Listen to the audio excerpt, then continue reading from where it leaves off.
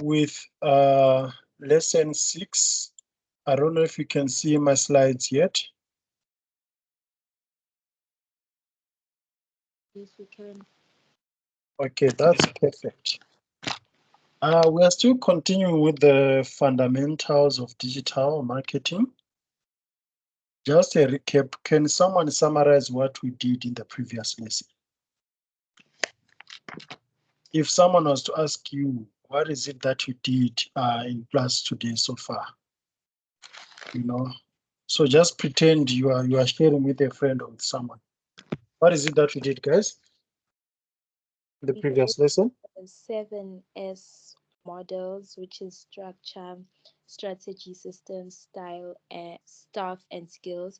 And then the first three being the hard elements, meaning that they are tangible, formal, and measurable. And then the last three being the soft elements, meaning they are formal and difficult to measure based on a concept, I think.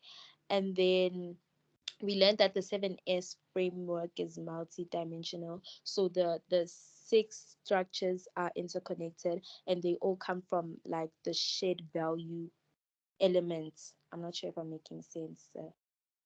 Yeah, if you were to explain it like that in the assignment, you would get a 90. Oh, thank you. And then we learned about the digital marketing communication. Yeah, so when it comes to that one, I'm not gonna lie, I'm a bit confused. Mhm. Yes, but then I just know that there's personalized communication, digital communication, and then I'm not sure if this one is part of it, but it's digital media channels. And I think there's a fourth one, I'm not sure. And then we learned about the race model, but that's from last year, which is has the reach, act, convert, and engage stages. Yeah. Humphrey can Okay. mention the rest. When I see that you've got interest in Humphrey, oh, since the beginning, No, sir. Humphrey, And Humphrey, Humphrey, Humphrey. and he left. Yeah, I think maybe it's network connection. I don't know which device he's using, but he always struggle with his device. On Tuesday, it was like this as well. It's not like he doesn't want to engage. Oh. On Tuesday, he was having issues with the mic. Yeah, Okay. sometimes with these teams, you install a new version, all of a sudden it's giving you problems, or the device just decides to react and stuff like that, Yes. or you are breaking in terms of the network signal. So it's always tricky. We'll Oh. see in class, since it seems to be your target. Ish, no. Okay, not in a way that you're thinking. I know what I'm Yes. thinking. You are just curious. Mm. All right. So with this lesson, which is lesson 6, we continue, unpacking the introduction to digital marketing, whereby we are looking at the fundamentals of digital marketing, like the sort of the heartbeat, like what is it that would make marketing succeed, or what is it that would convince brands to actually, start considering, having digital marketing strategies in their marketing efforts, because you realize that their brains are actually, hesitating to have digital marketing approaches. They're still comfortable using traditional media. They're still comfortable, using traditional marketing practices. So we are looking at everything that would make the practice of digital marketing a success. So with this lesson, at the end of this lesson, you need to be able to explain the relevance of different types of digital platforms or digital media to marketing. So in order to market, of course, you need the medium. We also need to be able to explain setting digital marketing objectives. Remember, I asked you guys in the previous class, what are the components of strategy? And someone mentioned objectives. So how do you set digital marketing objectives? We are going to unpack that. You need to understand the benefits of digital communications, the key challenges of digital communication, and key communication concepts for digital marketing.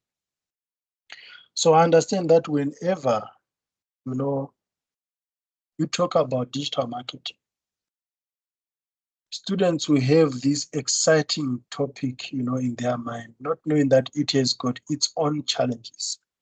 So it seems to be very easy and very simple, but in this lesson, you actually realize that digital marketing itself is very complex. It is one of the discipline that is competing with emerging technologies. Technologies, they just keep emerging, and it's always difficult sometimes to keep up with these technologies.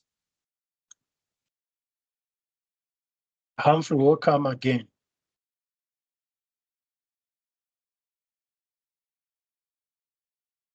So these are the terminologies that you hear more often as this lecture progresses. You're going to hear more about inbound marketing, disintermediation, reintermediation, customer engagement, interruption marketing, and content marketing. So which one of these terminologies do you feel like it's new to you, like it's very foreign, it's very strange to you, like it's the first time coming across them? I think inbound marketing, disintermediate disintermediation, reintermediation, and interruption marketing. Okay. Yeah. Humphrey, can you hear us?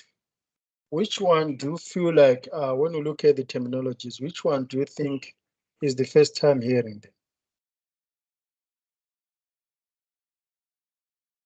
Same, sir. Pardon? The same as wait, I didn't hear you. inbound marketing, disintermediation, reintermediation, uh, interruption marketing. Okay, all right. And I can guarantee you guys, at the end of this lesson, you'll be able to know these terms. So they might be intimidating right now, but Yeah.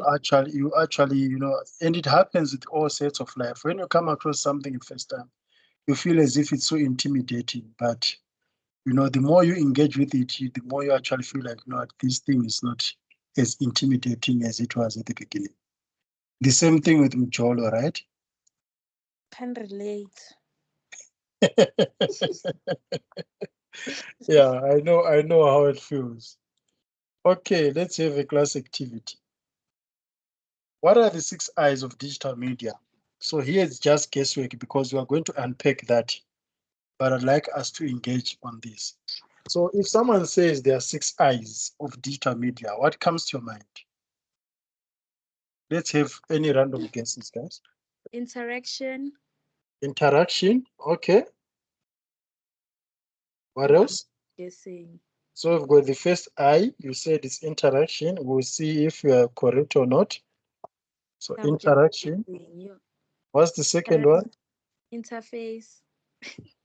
We've got interface, interaction interface, Information. information. We've got 3 now, interaction interface, information, Oh, maybe infographics. infographics. Okay, we'll That's take that one. thing.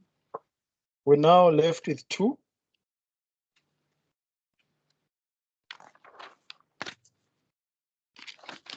6 I's.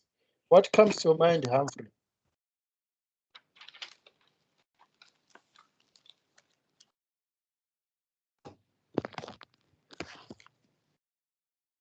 Evan, don't say Indonesia, eh? All right. How does digital media personally benefit you? Mm, So the digital content that you consume, be it on YouTube, be it on emails, the newsletters that you receive from Uber, from Takealot, because that's also digital media. How does it benefit you in your personal capacity? I think they lead to consumption, like consuming what they sell. I don't know if I'm making sense. Like the things that I see online, I end up Mhm. buying them because I see them online frequently, and it's what interests me. Also, they attract you. So I would put Yeah, attraction there. yeah. Okay. All right. And do you think there are any key challenges of digital media? I don't know. Okay. All right. Let's get into it now. Remember, your 6 I's. You said interaction, Mm, interface, information, and infographic. mm. We'll see how much you got out of that, out of 6. All right. Yeah. These are the 6 I's of digital marketing, and it's a recap because you learned this in your second year. So you've got interactivity, which is correct. You cannot talk about digital marketing and exclude interactivity from it. Then, of course, there's intelligence. Okay, Oh, I the actually remember. technologies that we use, we get so much data insights from our customers. So there are some levels of intelligence in digital market. Just think of data insights, think of customer research, the personalization that we have. Without intelligence, you wouldn't know, most of these things that are happening, like marketing trends. Then, of course, we have got individualism. Okay, and in this context, to substitute individualism, you can also use the term personalization or customization.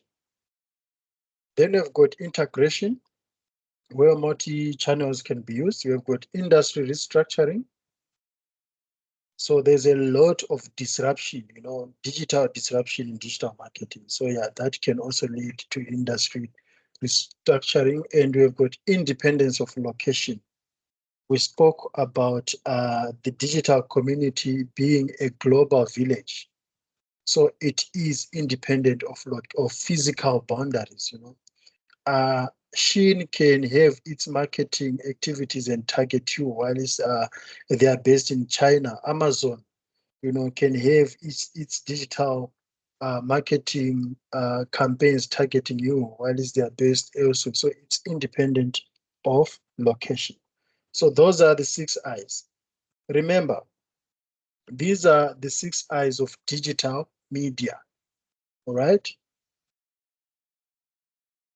These are the 6 I's of digital media. You are also going to come across the 6 I's of customer extension. We are going to discuss those in the next semester. So there are two sets of 6 I's. They can be very confusing. So you need to understand that. So what are the challenges of digital communication? As I said, people, normally when someone hears the term digital marketing, they would feel like it's an easy subject, it's an easy topic, something that is easy to do. But why are so many brands struggling to have their voices heard in the digital space? It is because, one, it is very complex. Okay, digital communications are very complex. Secondly, it's a bit difficult to respond to competitors. Thirdly, responding to changes in technology and marketing platforms. As I say, technologies are always emerging, and that makes it very difficult for digital marketing because you have to be abreast, you have to keep up with technologies that enable digital marketing. Then we've got cost and we've got attention. Attention is the biggest because we are flooded with so much noise in digital platforms. So how do you filter attention as customers and as brands? How do you make sure that you are getting the attention that you want from customers when there are so many brands making noise. It's a noisy area.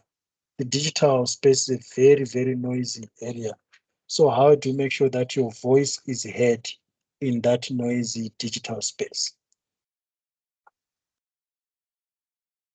So what are the three concepts which underpin digital communications across the digital media? Let's hear any cases.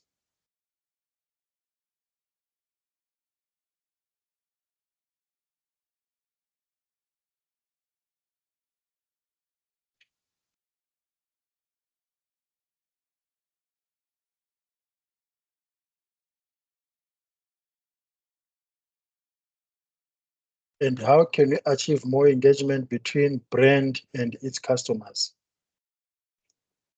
Just think of the engagements that you have right now as a customer and the brands that engage with you. How can that be achieved more? Do you engage with brands, guys? Or do brands engage with you? I think it both. So Both.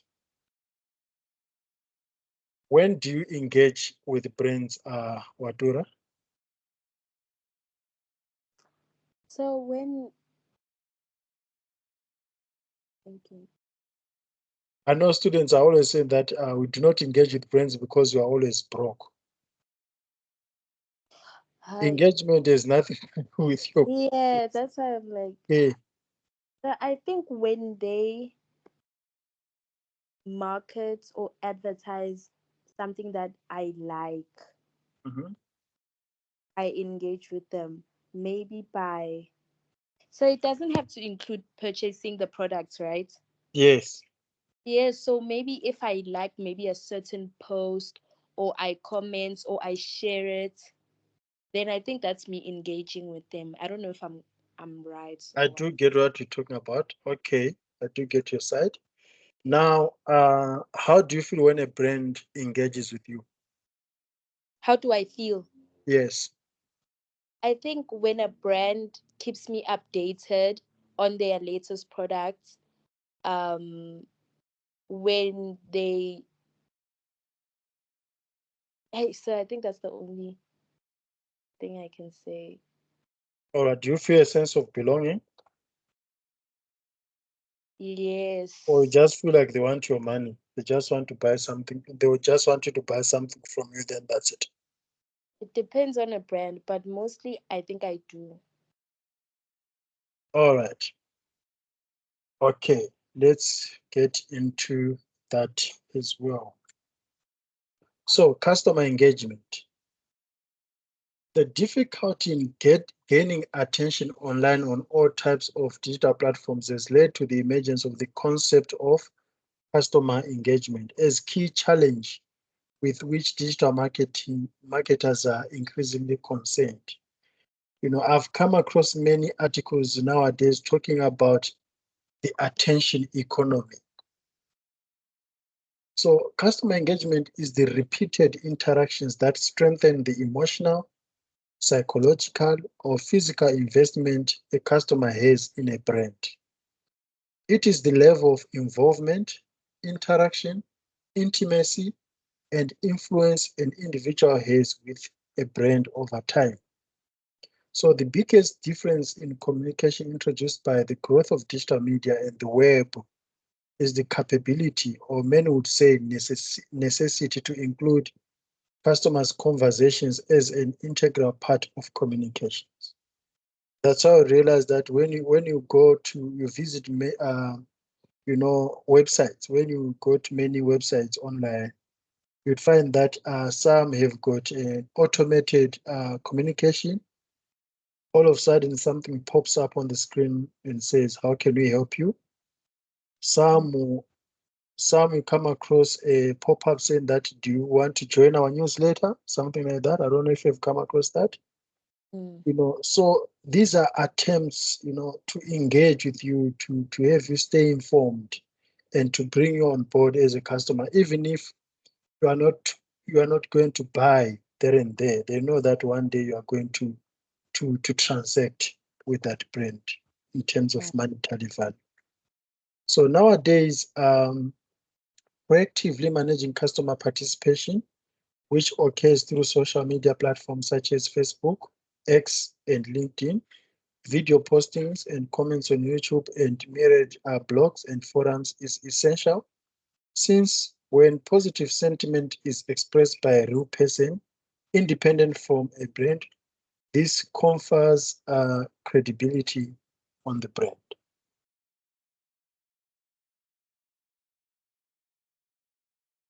Equally, there are negative sentiments or comments made by consumers on digital platforms that need to be managed. So you do not just discard them, you need to understand them. Don't just throw them away. Remember, last week we spoke about the three different types of digital media, being earned media, paid media, and owned media. When you're talking about sentiments, it's part of earned media. This is the publicity that you get through word of mouth. So whether it's positive sentiments or whether it's negative sentiments, it has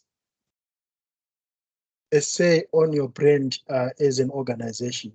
So there's a sort of like a narrative about that brand attached to the organization. Then we have got permission-based marketing.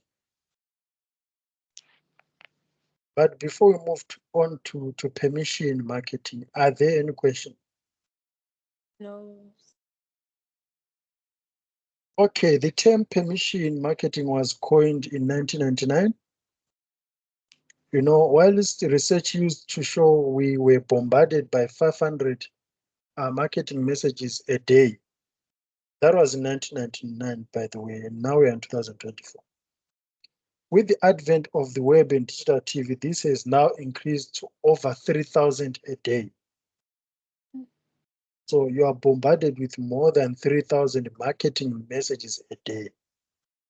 Remember, it doesn't necessarily mean on a single platform. You go to Facebook, to social media, you are bombarded with marketing messages. You want to play a game on your mobile app, you are bombarded with marketing messages. You want to watch TV, you are bombarded with marketing messages. You are driving on the streets, there's a billboard, you are bombarded with marketing messages. Even if you get into a public toilet, just behind the door, there's a poster there. You are bombarded with marketing messages, like wherever you go. I don't know if you come across that. Like even at the malls with the most urinary, like male toilets, there are banners there. While you are leaving yourself, you are even bombarded with marketing messages. So I believe it can actually be more. It's just that we do not manually count these. And all these things are actually done without our permission. So what is permission marketing then? Permission marketing is about seeking the customer's permission before engaging them in a relationship and providing something in exchange. The classic exchange is based on information or entertainment. A B2B site can offer a free report in exchange for a customer sharing their email address or liking a brand, while a B2C site can offer a newsletter or access to their wall with valuable content and other offers. So realize that brands are seeking permission to ask customers, but sometimes we actually don't see it. Think of a smart shopper card that you get at Pick and Pay. In order for you to activate that smart shopper card, you need to provide your details, you need to provide your email address. So you are actually having an exchange with them. You're exchanging your information with the discounts that you're going to get as a result of getting a smart shopper card. So you give them your email address, you reveal your gender, all the information that is needed for the card to be activated. So at the end of the day, it's a 50-50 thing. You have got discounts. You are going to have groceries that are on discount because you're a smart card holder. but the company is also going to have a better database because they now have accurate information of you if you give them accurate information, because nowadays there are actually ways to make information accurate. For example, if you put a wrong email address, they will say a code has been sent to that email. You need to activate it. Then all of a sudden, one or the other, you have to give them a legitimate email address, because if you put a wrong one, it means that you are not going to get the benefit. So that's how permission marketing is happening. Even with games, you can download an application on Google Play Store or iStore, or App Store, and all of a sudden they will say you that in order for you to have access to more features, you need to register, right? So that's an exchange. They will get your information, they'll get your email address, they'll get your details, and at the same time, you are going to get more features. We are going to discuss permission-based marketing more, and we're going to introduce, regulations such as POPI Act, like how it features in permission marketing. But we realize that almost many organizations are actually using permission-based marketing because you will be communicating with real people. You have got a database with email addresses or with phone numbers where you can actually send SMSs, and these are the people who actually gave you the accurate information because they wanted you to communicate with them, rather than guessing on social media and you don't even know whether those profiles are legitimate or not. Then we've got content marketing. Content marketing is the management of text, rich media, audio, and video content aimed at engaging customers and prospects to meet business goals published through print and digital media, including digital platforms, which is repurposed and syndicated to different forms of online presence, such as publisher sites, blogs, social media, and comparison sites. So success in permission marketing requires exceptional, compelling content. And I think I'm seeing it amongst the student generation. I would say AMA 2000. I don't know if we're still busy with the AMA 2000 concept, because we are now having the 2010s as teenagers. What do you think, guys?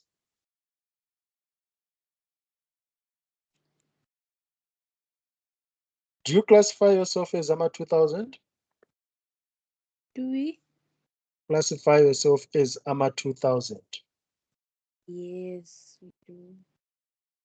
And are you happy to be called AMA 2000? Yes, I don't mind it. Yeah, because I know from a marketing perspective, AMA 2000 is actually a growing generation here in South Africa. And even on the African continent, I've seen a lot of trends related to AMA 2000. But in a social setup, AMA 2000 is actually a negative word to like Mm. unruly, wild teenagers who do not listen. Yeah, Am I lying? you know Like wild, and you actually even we can actually even affiliate or associate them with Amapiano and the Habli Bubble, and all these things that you guys Yeah. seem to be laughing, Watura. Is it something that you actually like relate with? Yes, I do. As a Mm. 2000, I do kind of. Mm. Yeah, and there's a lot of research, market research going on out there, looking like at the influence that AMA 2000 have in digital marketing. At first, it was all about the millennials, this, the millennial that. Nowadays, the chase is now on the Gen Z.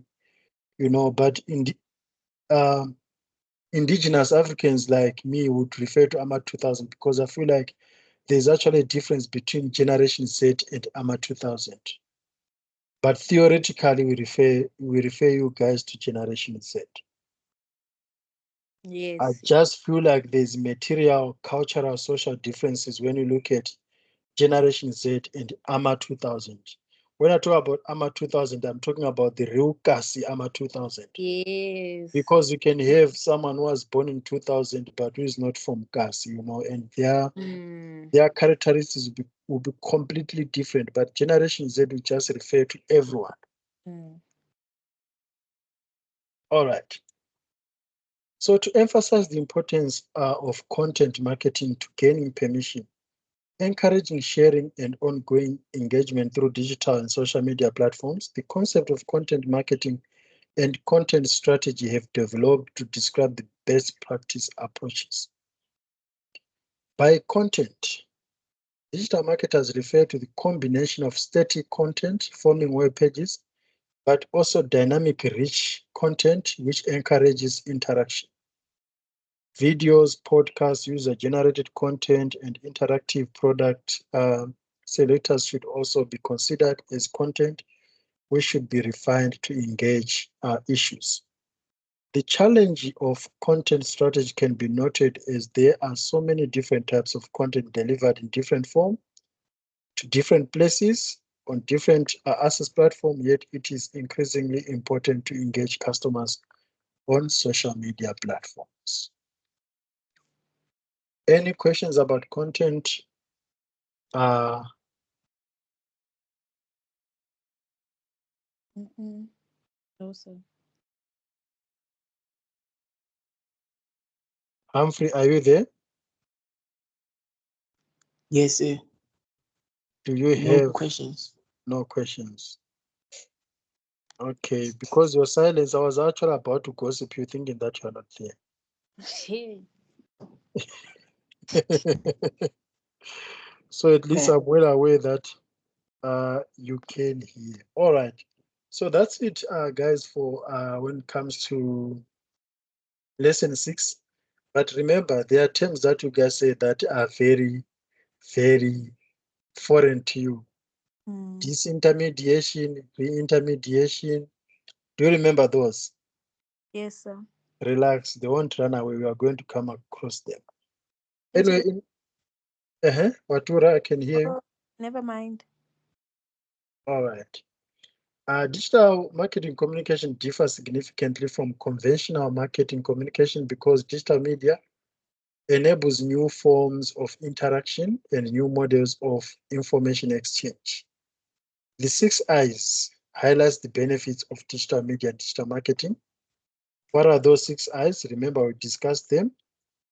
It is interactivity, intelligence, individualism, integration, industry structuring, and independence of location. There are many challenges which need to be overcome when managing digital campaigns, namely complexity, responding to competitors, responding to changes in technology and marketing platforms, cost, and attention. There are 3 concepts which underpin digital marketing communications across digital media, which are customer engagement, permission marketing, and content marketing. Any questions or comments? So I know it's a recap, ne? Yeah. But can you just kind of like explain a little deeper and like maybe give examples of the 6 I's of digital marketing? The ones that we've just discussed. Mm. Okay, let's go back. Interactivity. Remember, these 6 I's are not for digital marketing. So I need to make it clear. They are not for digital marketing. They are for digital media. Okay. Okay. Mm. So digital media is the content that you consume on digital platforms. So you've got traditional media, the content that you consume on traditional platforms such as TV and newspapers, billboards. So we call that traditional media. We do not call that traditional marketing. We call that traditional media. It is the content that is on those platforms.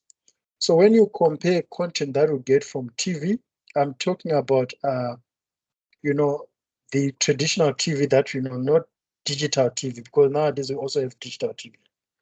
I'm talking about traditional TV, the one that you would get from a television set.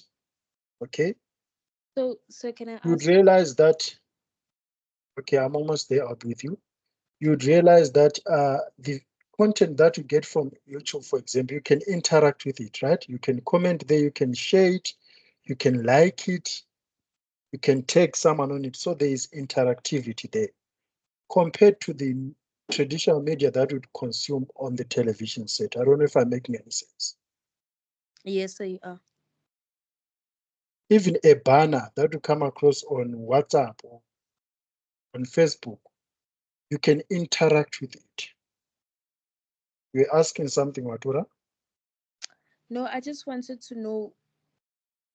I understand what like TV is, like digital media, but Mm, TV.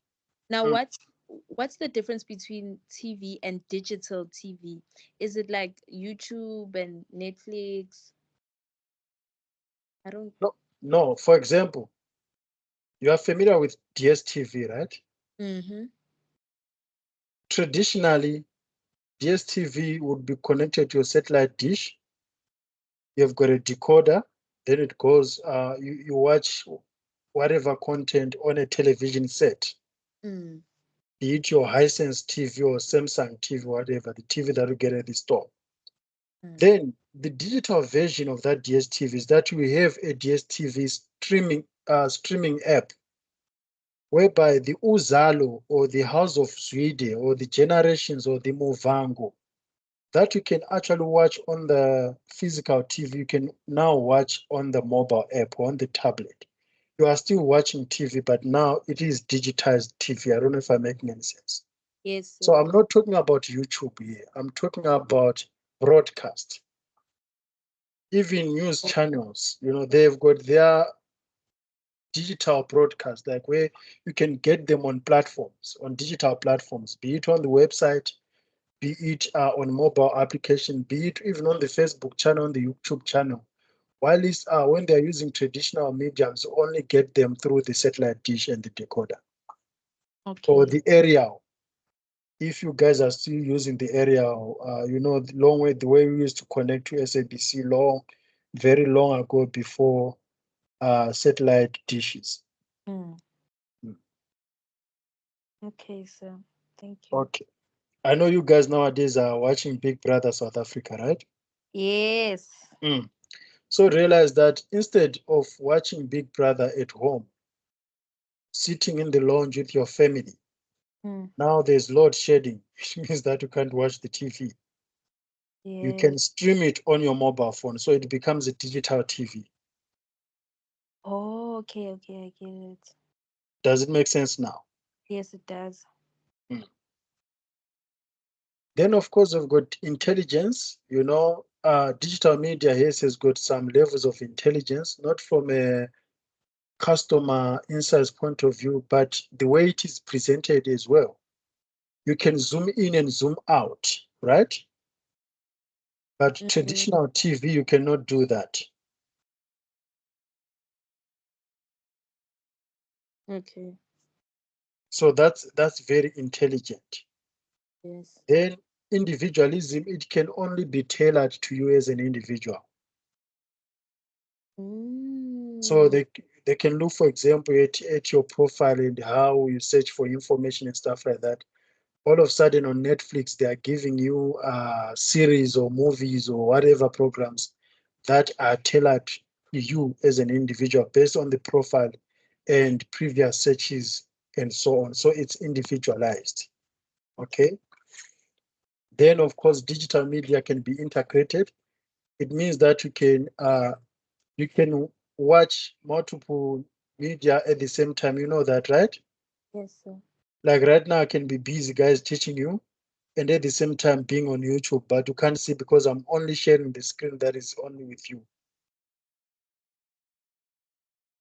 So it can be integrated, from different platforms as well. Like you can have DSTV on the mobile app as a streaming thing. You can have DSTV on YouTube. You can have DSTV on the website. You can have DSTV on Facebook. Like having, I think people who watch soccer can actually, people who watch soccer who follow football can actually relate with this, because I see in most cases I want to watch Man City, I support Manchester City, and all of a sudden there's load shedding. It means that I do not have access to TV. I would go to Facebook and I know somewhere there's someone who is having a live thing who's sharing it on Facebook. So it Oh, can be easily integrated from wherever and however. Then, of course, as a result, it has restructured the industry. Think about the broadcast industry. DSTV has restructured itself. It's both traditional and digital. So the industry has been highly restructured. Even the photos, the way the videos, the way like production is made nowadays. Long ago you just look for photographers, you've got studio guys and stuff like this, like that. But nowadays, even the media that you have, you need to make sure that it is not only suitable for TV, it has to be suitable for YouTube, it has to be suitable for TikTok, it has to be suitable for any screen resolution. yes, sir. So because if you do not do that, it's going to cut off on your phone if it does not suit the resolution on your phone. So that's industry restructuring. Restructuring. Remember, you get all this through data analysis. Data is going to tell you right now through data analysis, just even know how many people are watching Uzalo from their mobile phone than from their TV. Where I'm working currently, I do that. I'm engaged and involved with data analysis on it. And it's so exciting to an extent that you'll be social like, oh, so this person is busy logging at this IP address. Because I sort of know at what time do this. That's why Pornhub release states about people watch porn in South Africa. And no one could believe it. People acting as if they are saints. While they are busy downloading porn movies, and all of a sudden they are praying in church.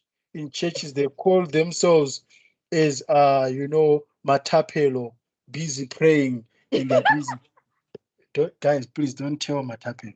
Yes, Humphrey, I've got a hand up. I don't know how long that hand has been up because I was on the slides. I could not see it. I'm sorry for that. Humphrey? Yes, sir. I just wanted you to elaborate on integration. Integration. Okay. So integration is the same. You can integrate devices, firstly, but you can also integrate platforms. So device admin, for example, right now we are using Microsoft Teams, right? Mm. As as a platform that is giving that is exposing us to digital media, because the slides that you guys are being exposed to, it is digital media, right? It is integrated to suit your devices. What device are you using, guys? Who's using a phone here? I'm using a phone. So to realize that the screen of the slides is actually uh, integrated to be compatible with the resolution of your phone. Yes. So words are not cut out, stuff like that. So that's integration. One, integration of devices. Two, integration of platforms. So realize that you can use different platforms to send out the same message. So instead of sending out the broadcast of Uzalo on the DSTV live stream, you can also do the same on YouTube, which has got nothing to do with the DSTV stream mobile app. You can also do the same on website. So consumers have got a choice now because you've integrated the same information.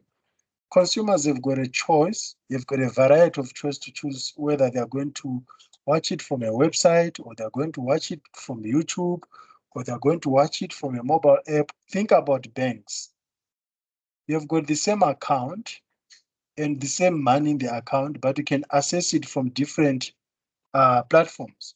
You can either do internet banking, use the app to bank, use the website to bank, or you can do mobile banking, where you use the new SSD code, or you can use the application itself to bank. So they are integrating channels there. Or you can even go to the branch if you want. Are you answered, Humphrey?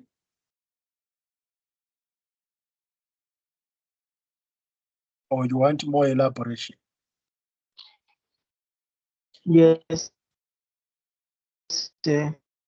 I'm Yes, are you answering. answered? Yes, you want more elaboration.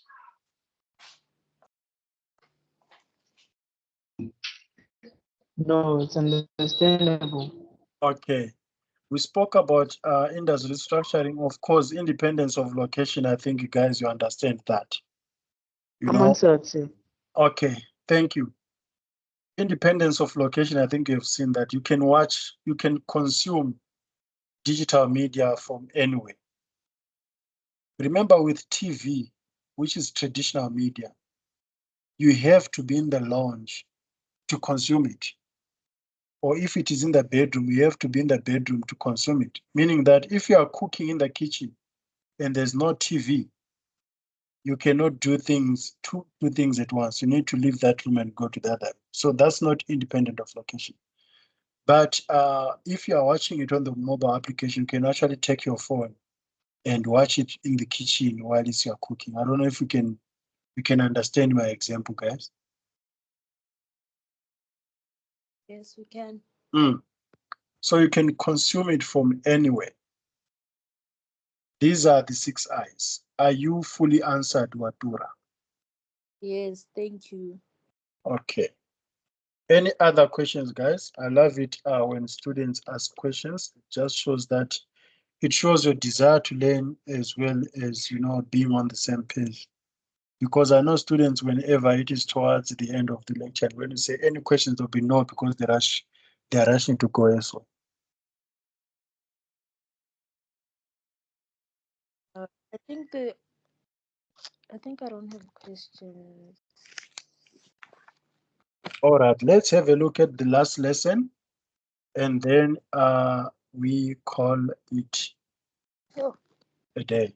Yeah, it's a double today, guys. We've got 4 hours actually. It's 10 to 2.